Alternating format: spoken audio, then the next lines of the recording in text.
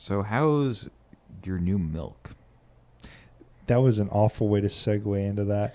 I figured out, dear listeners, that you can buy the fancy bottled milk with the milk deposit, and as long as you pay $2.50 up front, it's cheaper than regular milk.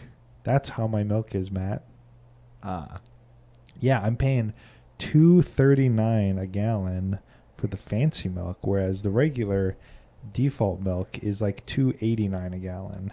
Now, when you listen to this in 5 years after the great dairy wars and milk is $7.50 a gallon, you'll be like, wow, these losers, they didn't know how good they got it. But I'd like to point out, I don't drink that much milk, okay? I'm not an elitist.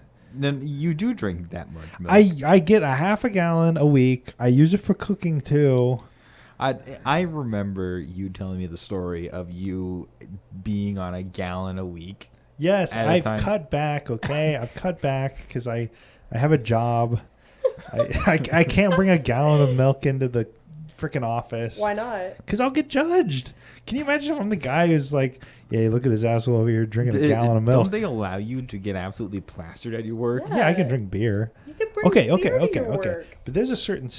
Look, if I were to crack open a cold Bud Light right now, neither one of you would think anything of it. But if I were to take in a gallon of milk and just start drinking it, you would be like, what the hell is this weirdo doing?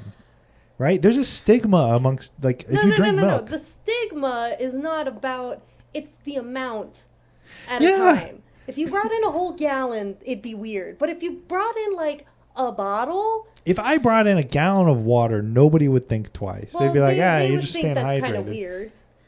What's weird about drinking a gallon of water? What are you, a football player? I also drink a lot of water during the day, but I was just given a very large cup by my job, so I just use that. Did I need to introduce myself? Oh yeah. Welcome to the KleioCast. My name is Matt. I'm RC. And we have a guest. Yes, I'm Kelly. In a reoccurring appearance, last seen on the episode about Spider-Man, Turn Off the Dark, called Too Big to Fail.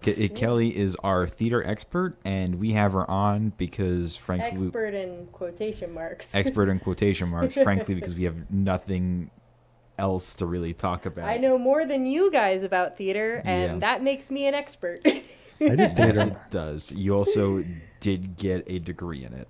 I got a minor in theater. True. Well, hell yeah. I have a minor in theater.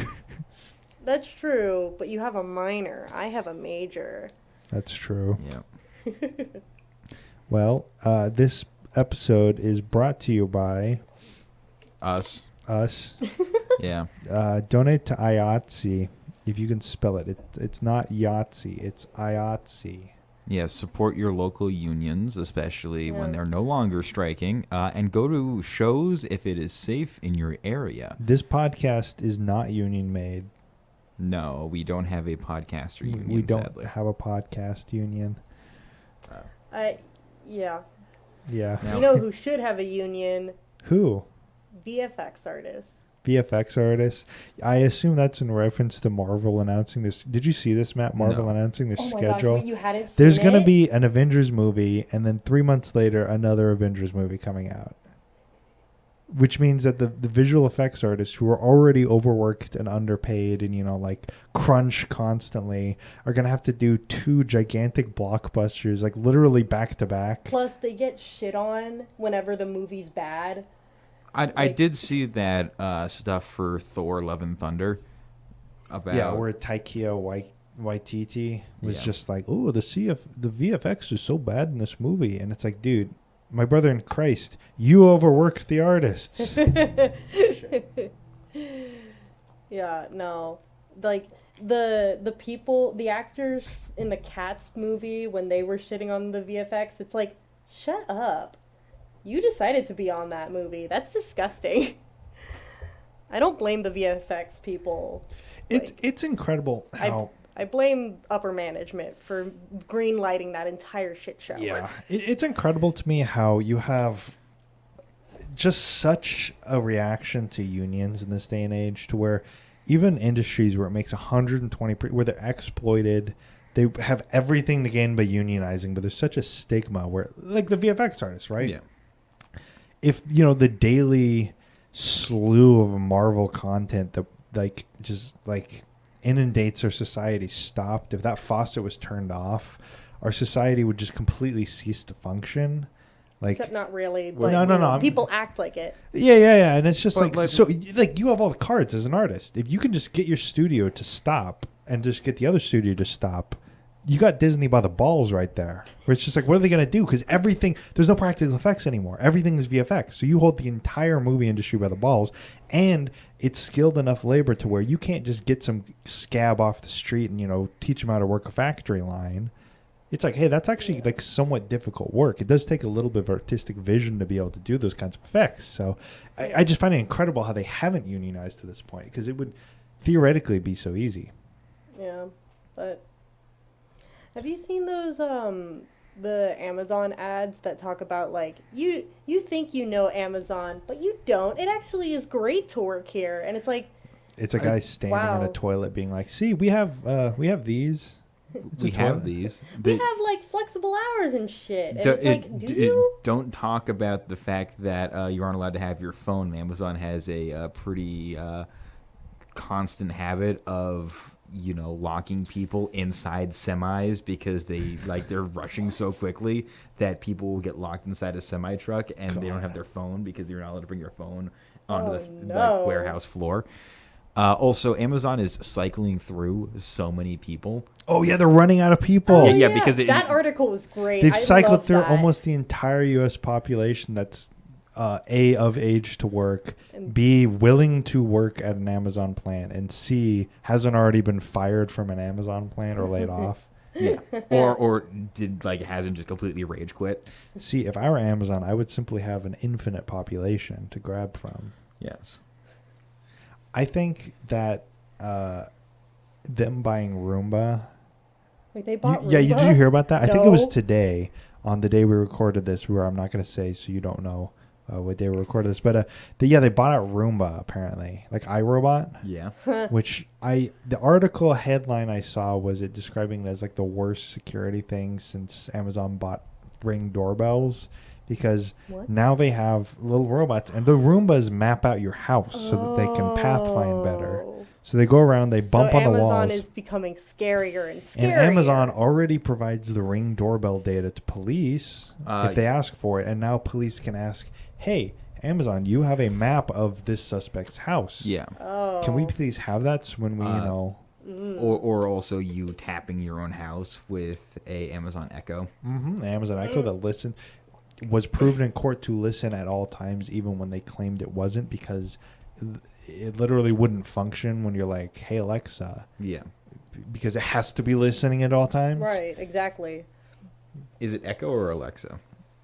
Alexa's the voice assistant. The Amazon Echo is the device. Okay. It's like I have a Windows PC that has Cortana. I have an iPhone that has Siri. Yeah. Yeah, I get schooled. I have an Android that has Google. Hey, Google. No, you don't say, hey, Google. You say, okay, cool. Shit, it didn't work. Yeah, whatever. Sometimes if you say, okay, cool, it'll activate okay, Google.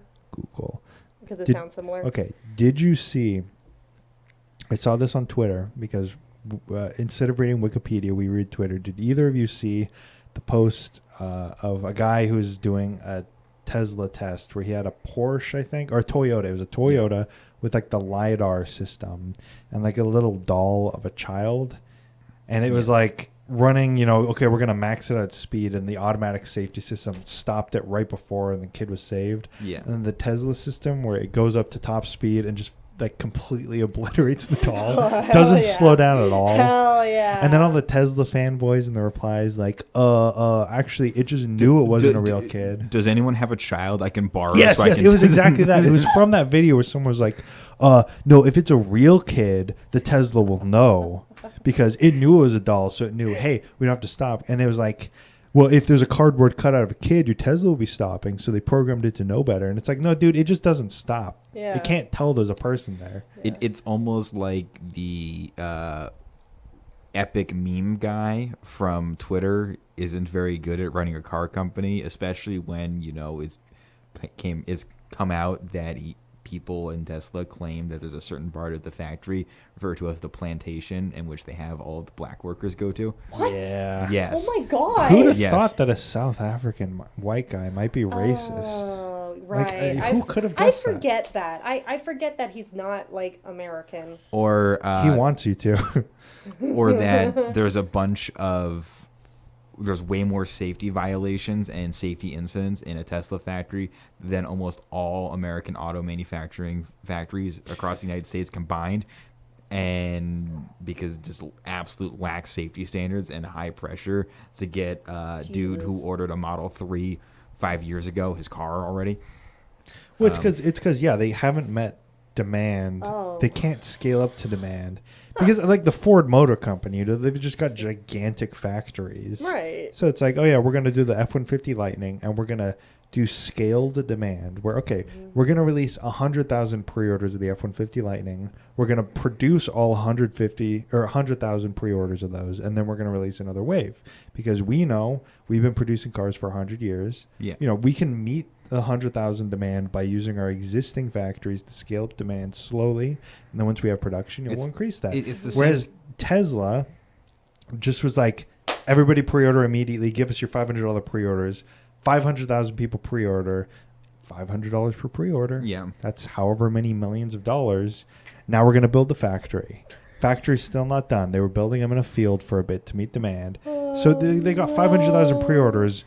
They've made I think maybe 100,000 of them. Yeah, and you got all these people who are like, hey, I want this car, and they keep jacking up the price. Yeah, and if you ordered a base Model 3, you didn't get it because you got prioritized if you got options. So the only way you were going to get your Model 3 and the Model 3 came out was by just choosing every option. At that point, why would you just not buy a Model S instead? Which the whole point of the Model 3 was for it to be the $30,000 people's car, right? Yeah. Oops. Which it is now I believe, $45,000 base model. Yeah. Which they'll tell you, well, with the tax credits, that brings it down to 35, I think. The tax credits are going away. I did see I something think about that with the new PACT whatever act, not the PACT Act, that's the one for the veterans, but the Inflation Reduction, they passed new tax credits, I think, for EVs. I think it's $7,500, but only if the battery or a certain amount of the parts are produced in the U.S., which I think Tesla does actually meet. Because I heard this on the radio this morning. They were talking like Ford. They produce a lot of the F-150s in Kansas City, but the batteries are produced by Samsung, I think, or Panasonic or something, which are technically produced in Korea or wherever, or China. Yeah. So they don't quite meet the whole. Samsung is a Japanese company. No, Samsung's Korean. Oh. Sony's Japanese. Sony. Okay. Yeah, Sony. Yeah, I got them mixed up. Yeah, But so. in They both with start with EV, a lot of the Lightning bodies and the new electric transit bodies are very similar to the bodies of the gasoline models, so you don't need a brand new body to do it.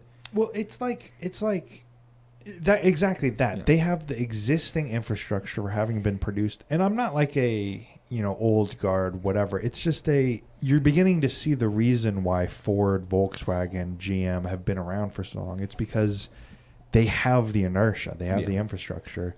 Tesla's done incredible things with just how many cars they've been able to build and been able to do that. But then are running into the issue of, hey, the Ford Motor Company produces millions of cars per year, not struggling to meet 500,000. So the second they put their attention on electric cars, or everyone's barreling down at them now. Yeah. And hey, even BMW, Kia, I mean, it's Tesla's not really that unique anymore. What's that iconic? The Ioniq, yeah, Hyundai.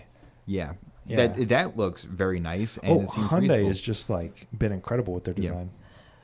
I'm trying, now that you've said that, it's wow, we really are even if public perception shifted towards not car culture,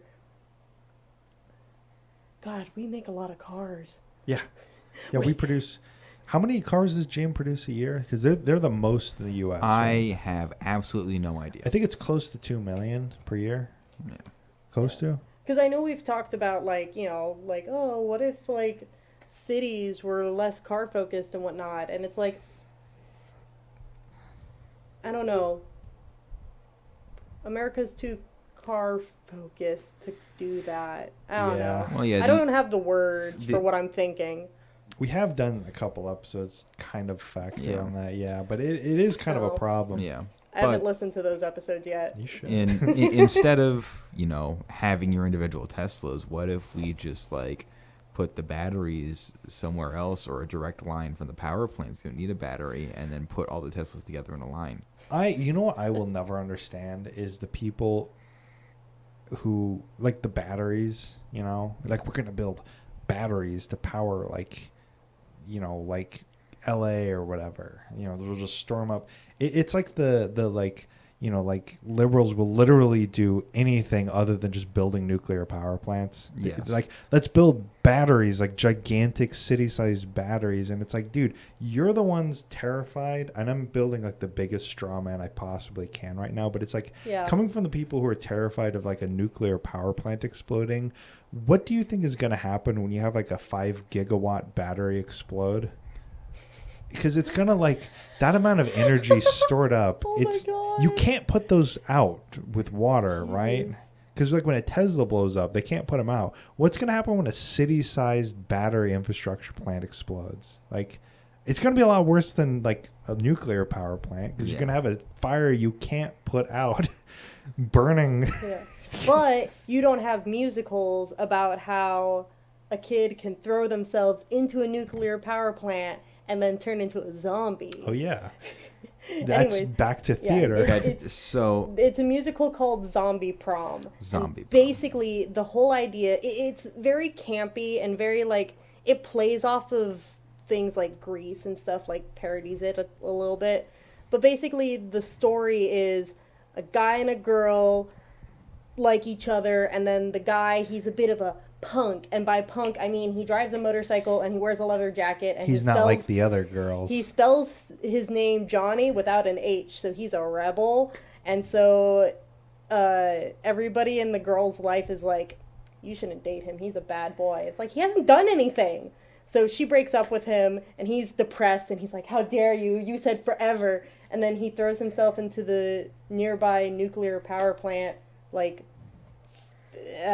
he's a radiation zombie. Well, yeah, no, he throws himself in, and then he dies. He's a ghoul from Fallout. Yeah, he's a ghoul from Fallout. Oh, yeah. That's exactly and then what he is. He dies, and then Toffee mourns over him, like, oh man, Johnny, I miss you.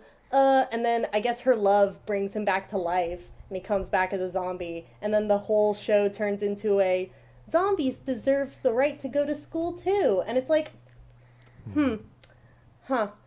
okay, yeah. It's very like, you know what the zombies are. You know what the zombie is a stand-in for.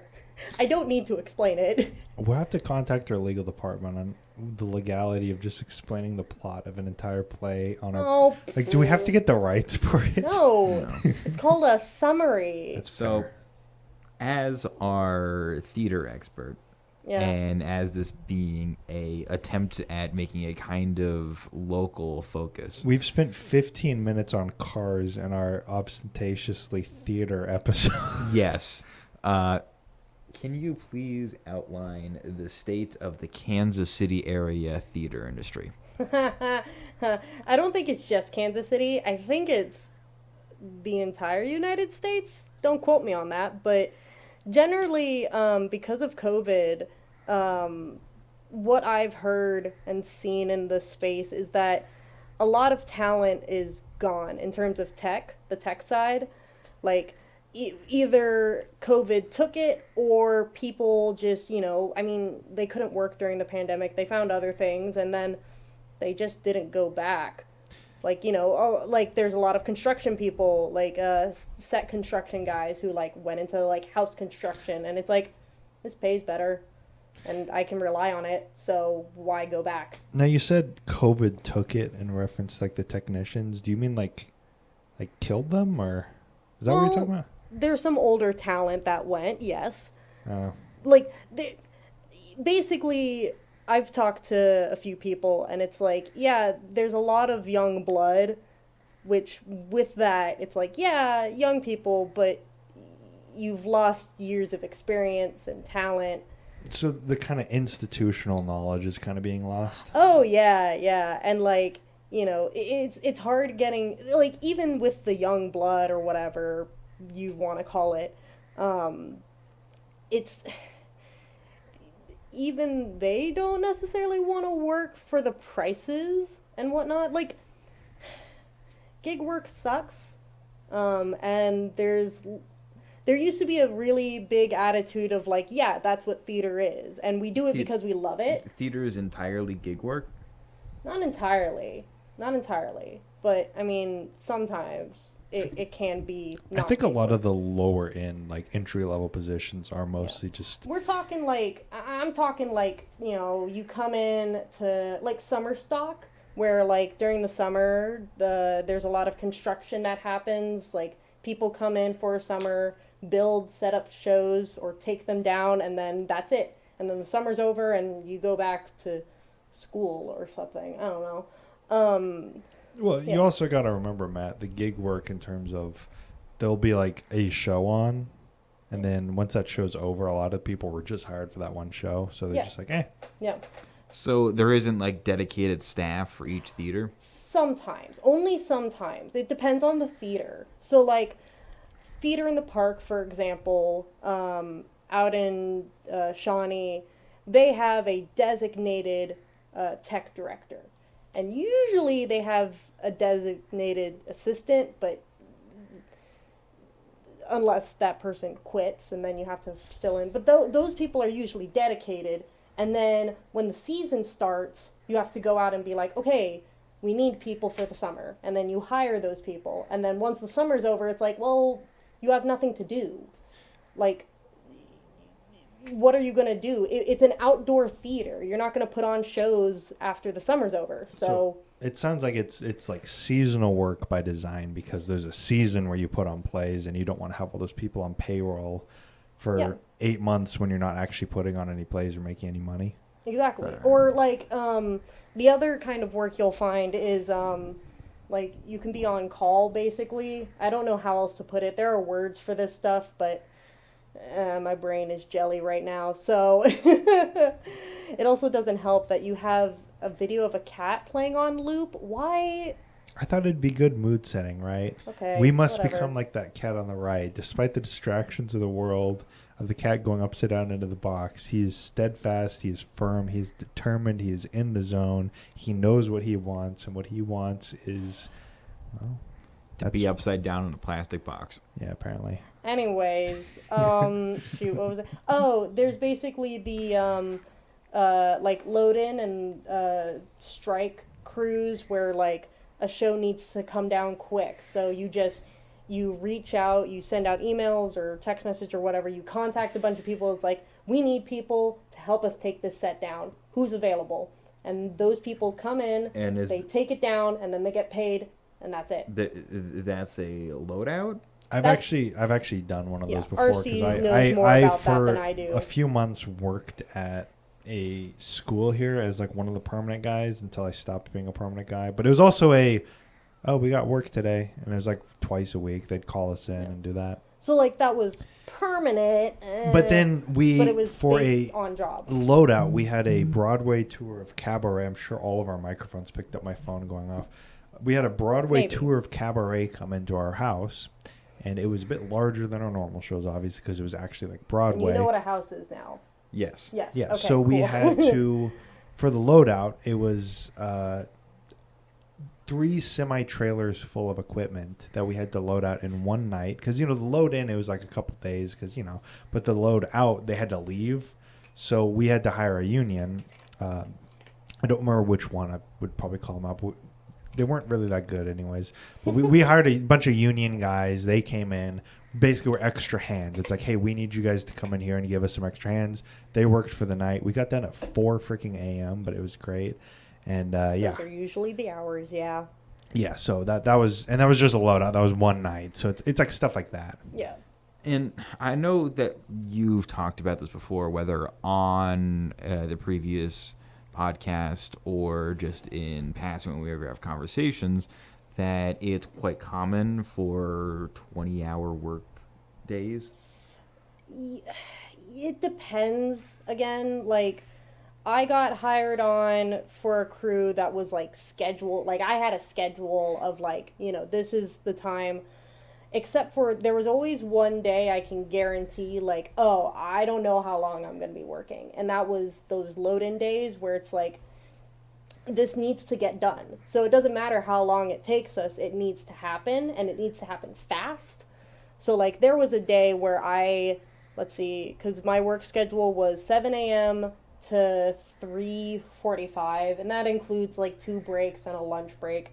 But at some point, I think there was one Sunday where I don't think I left until, like, 6 or 7. So, and granted, that's nothing compared to some others, but it depends on the show.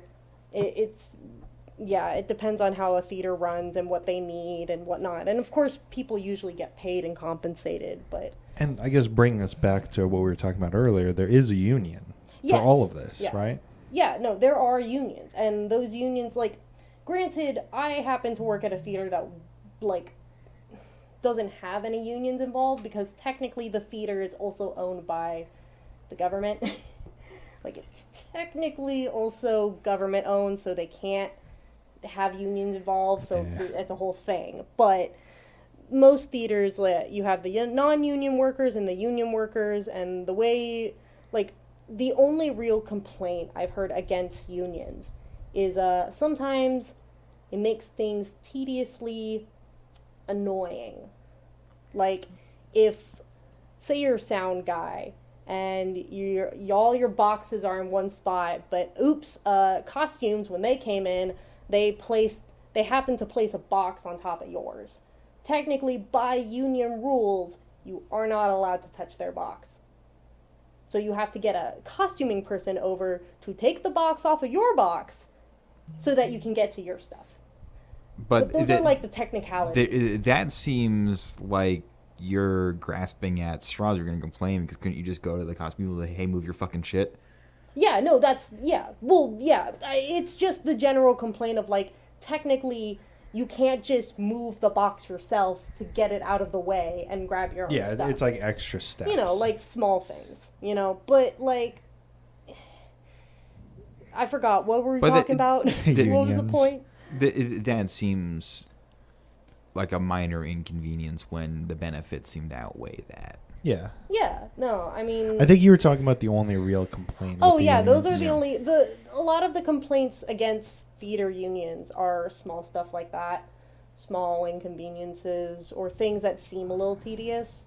But for the most part, like I worked I told you I worked at a theater that wasn't union, but we followed some general union practices such as breaks.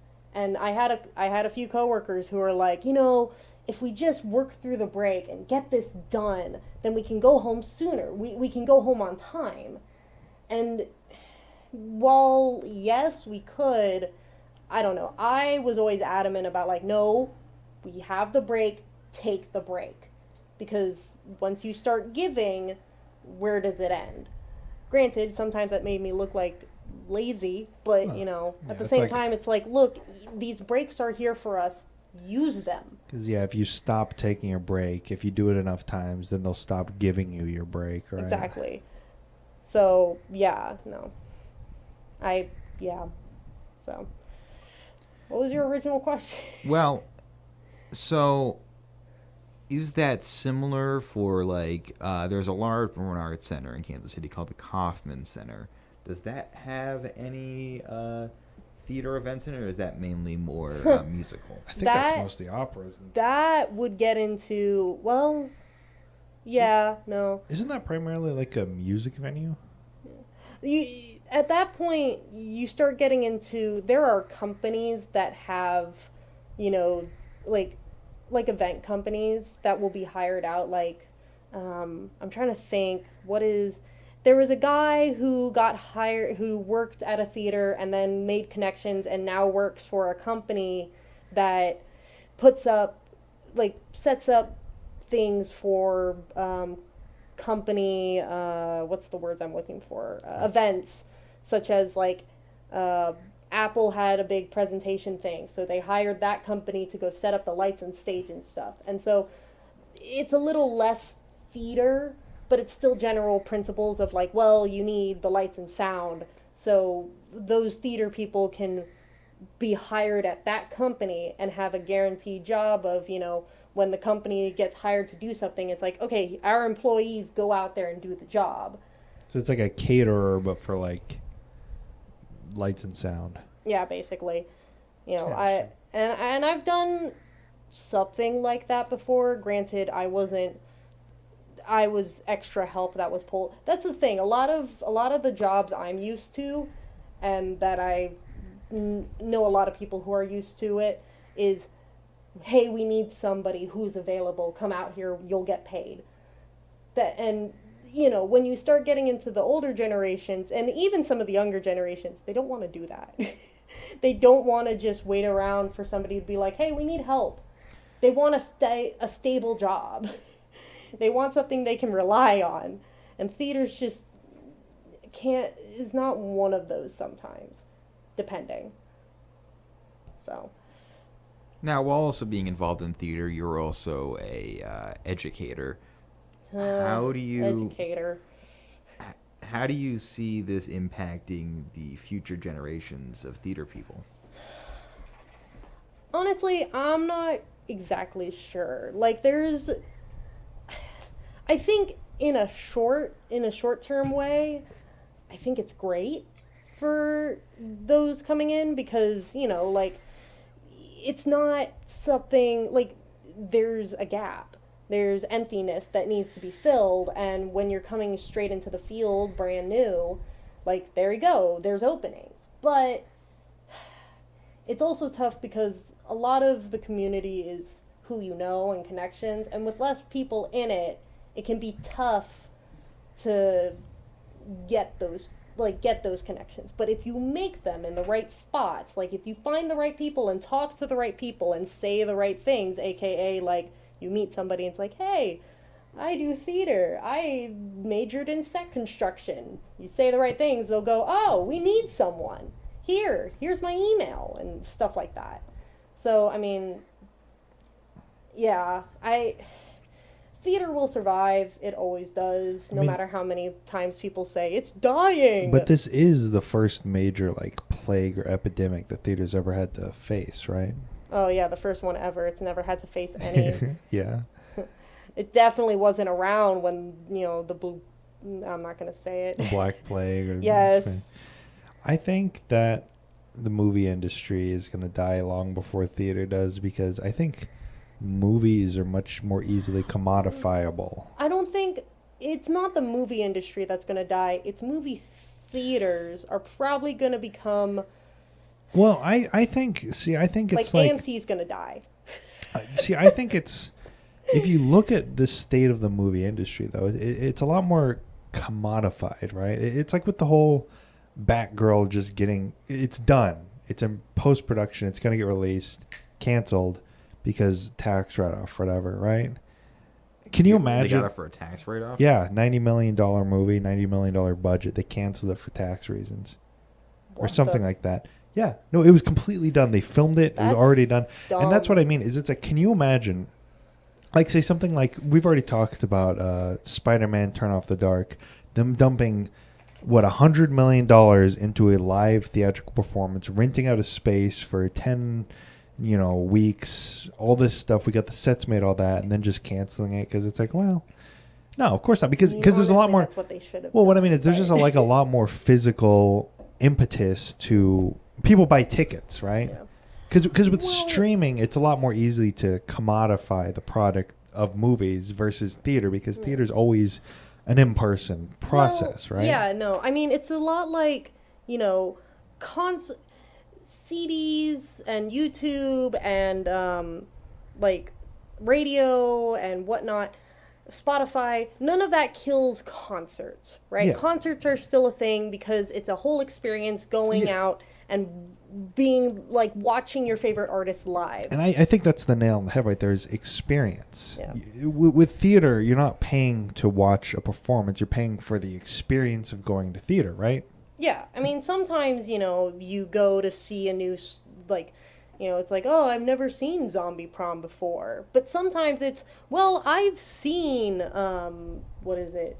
SpongeBob. I've seen the Broadway version that was streamed on Paramount? I don't know. But, it's still something where it's like, well, I still want to see it live. Yeah, because it's a different experience, Yeah. right? Yeah. Whereas, like, the movies in a movie theater, unless you're seeing it in IMAX, it's harder to justify. Yeah, because by design, it's like a recording. Yeah. Every single time you watch Top Gun Maverick, it's going to be the exact same movie. Whereas every time you go to a theater, maybe SpongeBob forgets his line and says, "Oh shit!" Like well, maybe that would be hysterical. Like one time, I went to a showing of Wizard of Oz one time, and it was the witch was deciding what she was going to do to Dorothy, right? And, ooh, maybe I'll like hunt them down or whatever with all the little like monkeys, what are the flying monkeys? Yeah, flying monkeys. And one of the flying monkeys, who was like the lead guy who's mic'd up, was drunk, and he said, and I'm quoting, he said, "Jesus Christ, lady, will you make up your damn mind?" And everybody laughed. But that's what I mean. There's not going to be a showing of Top Gun where Tom Cruise says like something like that. Like that happened. I was 11. Oh it happened. Oh my God, that's awesome. It was at Theater in the Park. Yeah. That's I don't know. way better than what I was going to say. Yeah. Screw that. And that's what I mean. It's just like theater's an experience. You get the actor showing up drunk to a showing and just like yelling like that. I thought it was part of the show because I don't think I had seen it before.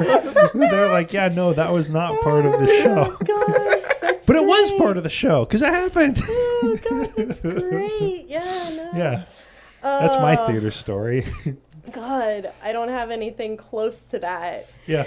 I don't think I've ever told either of you that, too. Even if you have, I don't remember it, and that makes it even better. Yeah. Well, I mean, in the defense of film. Yeah. Is there any defensive film? Well, I mean, if film can offer, because the way the cameras are made, a different perspective, and you can use a camera is a tool that can also be helpful with story crafting.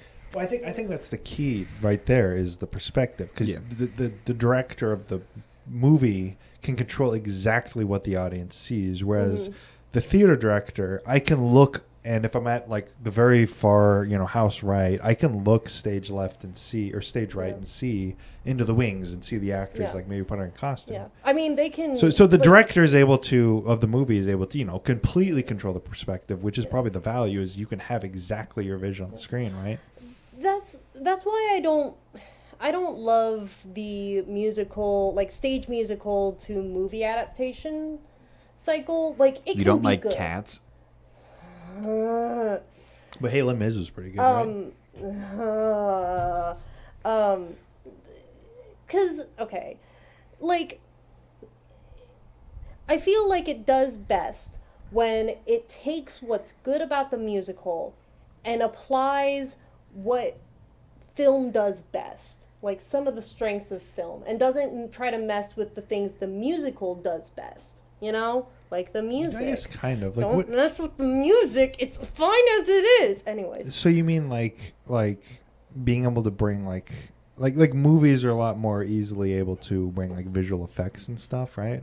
Is that what you're kind of getting at? Well, also like camera angles and the way they can do shots and edit things together. Like there's just certain things that like film can do that theater can't. That it's like, do that when adapting a musical. Don't try to mess with the music. Like, yeah, anyways. Like, again, I wish we got animated cats. Like, you did get animated cats. No, stop. It's called Aristocats. No. Did you see the drawings for what was originally pitched as an animated version of Cats by... Who was it by? Who did the drawings? Do you I'm remember? gonna say Gennady Tartakovsky, but I know that's not right. That's not. I don't know how I would know. I don't know. Cronenberg. I might Yeah, have David to look it up. Cronenberg. But yeah, no, like there were sketches for an animated movie of cats, and it looked really good, and it would have been able to do things with the musical that you can't do on See, stage. now we're getting into the animation versus live action argument too. I remember seeing the 70mm version of The Hateful Eight with you. Yeah, we saw that Christmas Eve, right? Yes. Or New Year's Eve. New Year's Eve. And there was an intermission, and I feel like they need to bring back intermissions to films because that really allowed a refreshing thing. Yeah. Also, we saw a drunk driver drive the wrong side down the road. Yeah, which just was straight awesome. up like towards It was us. Steven Spielberg. Huh. That's what it was. Steven Spielberg drew out like things for For our audio only listeners, she hasn't shown it to me yet. What is it? I don't know. I mean, It here. is Steven Spielberg, by the way, in case you was too far away from the mic. Shoot. You dropped your phone. Sorry, I realized that I move away from the mic here and there. Well, that's kind of cool. Yeah, It's I think I've shown you just this. stylized. Yeah, no, but it's like, you're not restricted with the human body. I think that The Hateful Eight was a decent movie, but the 70mm aspect really kind of raised the bar, even though it looked like a regular movie. Yeah. And I didn't really get it, but I have some film friends that would probably eat me alive for being like 70mm isn't like perfect. I never get the whole film versus digital argument because it's like, well, it's more authentic because it's like a worse format because there's imperfections and it's That like sounds like the people who argue for, you need to play your old games on a, what's the older TV? like a CRT. Yeah. Well, I get that. CRT I get- instead of your I get OLED. that because a lot of the old pixel art was designed for a CRT in mind. So it Yeah. uses the blurring of the pixels of the CRT to kind of make the pixel image look better. But in terms of film, I'm not a film like movie guy. But to me, the film, it's just like you're getting like the graininess of the fact that it's like not digital.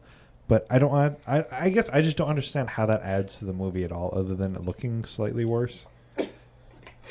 I mean, it's just like there's some flickering effects on the bottom of it. It's just like, wow, I really feel like I'm watching a movie, and I didn't get that when I was watching Top Gun Maverick. I didn't feel like I was watching a movie at all because it was so perfect. It was like, wow, I feel like I'm in the fighter jet blowing up. That was Iranian, right?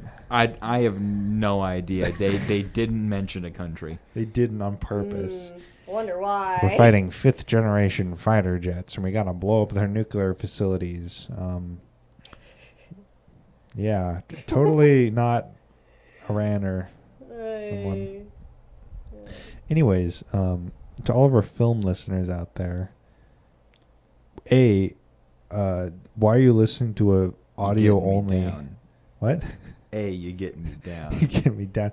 Why are you listening to an audio only format if film is so superior? Send in your complaints and tell us how wrong all these takes are at the email for this podcast. What's the email? It's KleioHistoryPodcast at gmail.com. Even better. Send all your complaints there. Even better, get a 45mm camera and film yourself shoving whatever note you want to write us. No. Could you Okay. imagine if you ended up with an inbox full of emails? I can imagine it'd be really annoying because I don't. I shouldn't say that because I like a lot of my film friends. So I don't want to be too mean. I don't think any of them listen to this though, so we're good because Look, if you had an inbox full of emails, you'd have to do an episode where you just read the emails, right? Well, yeah, probably. We did get an email from I believe Muammar Gaddafi's widow. Did I show you? Really? Yeah, no. Did I show you this? Yeah, No. we Oh got my an God, email yeah. from Muammar Gaddafi's widow asking us for money. Yeah. Where is it? Well, this one's not it. Emerald Johnson. Man, where is it? It was hello, I am the late wife of Muammar Gaddafi. Where is it? Oh man, it's just Emerald Johansson. I can't find it. I think it Aw, got dang. auto deleted. But yeah, we got an email. Spam. It was just the regular Nigerian prince email spam where it's like, I need you to give me $3,000 so I can get out $16,000. But they were using like Muammar Gaddafi, and it's just like, what? We've moved up in the world. Rest in peace, Muammar Gaddafi. Yeah. You were sodomized by a bunch of items. Yeah, he did not go out very well. Have you ever heard about that? I don't know what you guys are talking about. He was the dictator of Libya who was based and didn't want he was Switzerland. Yeah, he in like 2006 he advocated for in front of the entire United Nations for the dissolution of Switzerland because they arrested his son because his son beat the shit out of a hotel staff worker. We could be the Okay. Muammar Gaddafi fun fact podcast right now. Muammar Gaddafi fact number 2: he never promoted himself up to higher than the rank of colonel because he thought that would be illegitimate. Muammar Gaddafi fact 3: he lost the war to Chad, even though he had like an air force. An air force. What was the one about like he sent like fighter jets over the Mediterranean to like trail something or something like that? I do not know. Muammar Gaddafi fact number 4: he gave RPGs to the IRA. like the Republican Army. Yeah, the Irish Republican Army. Oh god. The Provisional Republican Army. Irish Republican Army. Going all the way back to when we were talking about smart cars, did you know if you put like a ring, like solid ring of salt around a smart car, it'll be stuck? That's because they're demonic. Well, it's also because they'll detect the solid line and go, I can't pass. Did you know that I haven't tested this? I want to test this. What we need to do is we need to print out a stop sign on a piece of paper and then just hold it up when we see a Tesla drive by. I'm convinced they'll stop. I don't think they can tell the difference between a guy holding up a piece of paper and an actual stop sign if it's big enough. The car can't tell? Yeah, because they detected the moon as a yellow light and slowed down. It was one, it was a video someone took. It was yellow stoplight because they had it on like autopilot. I'm convinced if a Tesla drives by on autopilot and you hold up a stop sign, I'm convinced it'll stop because I don't think their software is smart enough to tell the difference. I'm willing to bet if you hold up a big enough red dot, it'll stop. Okay, I'm not advocating for crimes, but if you happen to own a firearm... is it a crime, though? If you happen to own a firearm and live in an area with a lot of Teslas and you ever want to... No, stop. Stop talking. You can get him to stop really easily. No, stop talking. Stop talking. All you have to do... This is coming from the man who wants to be a lawyer someday. Hey. I'm not advocating for anybody to do any actions. So stop talking. I'm just simply presenting a thought experiment. Anyway. I think it's incredible that they get to differentiate the brake lights from the red lights. You know? They're able to do that? They have to, right? Do they? Because they don't come to a stop like panicked every time somebody like taps the brake in front of them. I think somehow they've managed to do that. And I think it's only because they can tell like there's a car or something. But it's like the same software that's like murdering that would murder a child if they walked out in front. You know, speaking of cars, it's kind of confusing. Why does Carvana, the American car company that sells used cars, not really a car company, are they? They're a used car man. retailer who sells used cars over the internet in the United States, in which they'll basically like offer you money for your car and then pick it up and deliver you your new car you just bought for them. Yeah. And they're mainly online. But why did they spend all this money building these massive like just metal and glass towers? The vending machines? Yeah, because they built Old marketing. They built a gigantic building, which is a car vending machine, which is a bunch of cars on lifts that works like a little vending machine. So you go in there and you can put a little token into the thing, and then it'll lower your car down to you, which is a fun novelty. But I feel like that's a big waste of money when 90% of the people are just going to buy your car from you off of your website. Why has mankind ever done anything, Matt? Again, it's called marketing. Why did we go to the moon? Why did we sail across the Atlantic? Okay, but there are reasons for that. Why did we Anyways, invent no marketing is bad marketing. You ever heard that one? It has two meanings. I'm going to look it up. I bet there's a weird story behind the car Anyways. vending machines. While he's looking that up, speaking of cars, it's really funny. Who in my family, we went to a family reunion, my sister and her friends, they're all engineers, or they're all going to school for engineering. Yeah. None of them are going for, like, mechanical engineering, mind you, like the car one. Yeah. But, yeah, no, one of my relatives somehow accidentally put their car into, like, Celsius metric system or something. And, yeah, they just immediately turned to the four of them and were like, fix it. You're engineer. Well, my dad his car has an option where you can also change that, but that's simply just pressing the settings button and going to general display and they then were switching like it. flipping through the manual trying to figure out how they did this. It's like, how would you do this? And they're like, I don't know.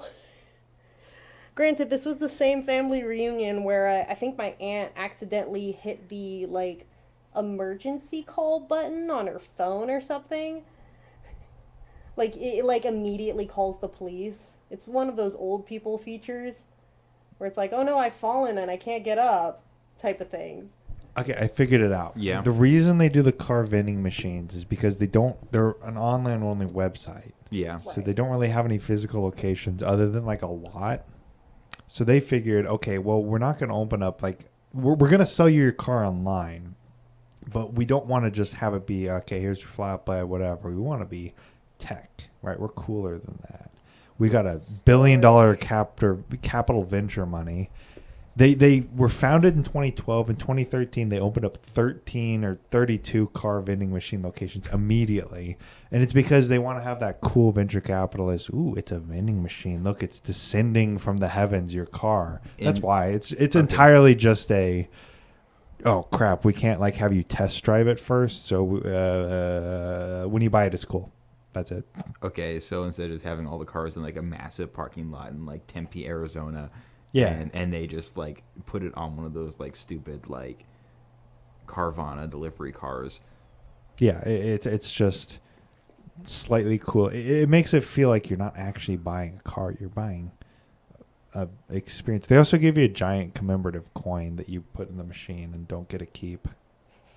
What if you just like when he handed you the coin, you just didn't put it in the machine? Well, I mean, you give them their money first, so you would just Be spending the amount of money you'd you spend on a car. Yeah, but 30 for grand on a giant commemorative coin, and they get to keep the car. Yeah, what would happen if you bought a car, you own the car, but you just left it in the vending machine? I mean, surely they could get it out, but it's like, hey, that's my car, don't touch it. It's like, sir, it's in a... If I was a billionaire, I would buy every single car in a vending machine and then just be like, yeah, don't move them, they're my car. just own one of those. Can they get a tow truck in there? Could you imagine an individual person being like, yes, this is, instead of storing my cars in a garage, I store it in this giant vending machine. Yeah, I just sell my car to Carvana every day. They pick it up, they take it to the vending machine, and then the next morning I buy it back and drive to work so I don't have to pay $15 a month for parking. I just make Carvana hemorrhage money shipping a car back and forth 30 feet. It's like Movie Pass for cars. It's like that guy who used GameStop. I'm sure it's fake from like the green text who used GameStop as a bank. He pre-ordered like 70 copies of a game, right? And then when he needed to withdraw it, he'd just cancel the pre-orders and get his money back. So he was just like, yeah, I've got 5. He just had to remember to cancel the pre-orders before the game came out. He'd get like 600 copies and his entire life savings would be gone. I mean, he's like, yeah, no, actually they cost $1 to pre-order, so they're like, you know, drafting fees are way cheaper than like the bank in my area, you know.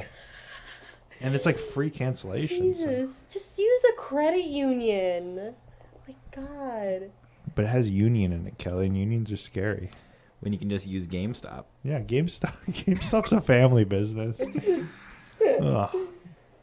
If I had Jeff Bezos money, I wouldn't be like, of course I say this not having Jeff Bezos money, I wouldn't be evil and like, you know, I'm gonna buy a Roomba. I would just like do stupid shit like You would have spite money. Yeah, no, exactly. I would just be like, I'm just going to bankrupt Carvana by just using them as like a personal taxi service on their dime because they offer the trucks and all that is free. You don't have to pay for it. So I'm just gonna be like, yeah, sure, yeah, whatever. You can just move my car around for free. I mean, I'm paying the same amount of money. Also, every time I buy the car, I'm putting miles on it. So, Well, they're gonna like obviously raise the price on your car. well, it loses value though. Eventually, they could figure out a loophole to not sell you the car. What if yeah. And anyway, That's probably it for us. Right? Yeah. We've done Yeah. we've done our due diligence. This was about a lot of stuff, but It was mostly about cars and theater, and that's it. yeah, and everyone's two favorite things, the things that have massive overlaps: car guys and theater people. yeah, and welcome Yeah. to KleioTalk, our podcast about Whatever we want to talk about. yeah. This is Yeah. literally what you get, guys. Okay, if you've made it this far, this is it. Yeah. Anyways, we just email okay, your look, topic suggestions at what's the email again? KleioHistoryPodcast@gmail.com. Anyway, there. this has been KleioTalk. I've been Matt. I've been RC. And I've been Kelly. Our special guest for this episode. Is Woo. Kelly. Look, Yes. guys, this is it. Follow us on Twitter at KleioHistory. Look, okay, if you guys like the history episodes, we can make more history episodes. We just personally kind of like doing these because obviously they're a lot less effort and obviously we have a lot of fun doing them. So Yes. we're going to keep making these for the time being because we're enjoying it. And Honestly, this podcast... these are higher quality than the. No, that's very mean. That's These very mean. Never podcasts mind. That's really are mean of for me. us All right, having good- fun. So goodbye, good night, everyone. everyone. Good night. Bye.